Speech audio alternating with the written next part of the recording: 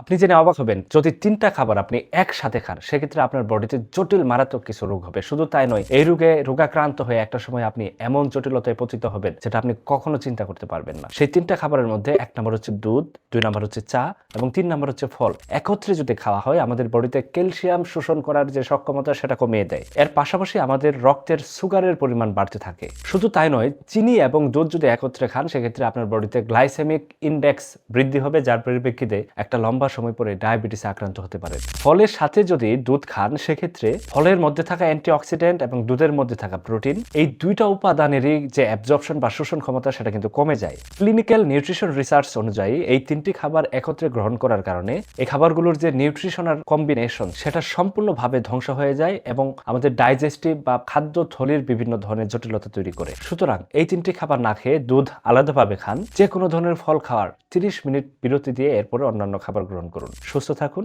আসসালামু আলাইকুম।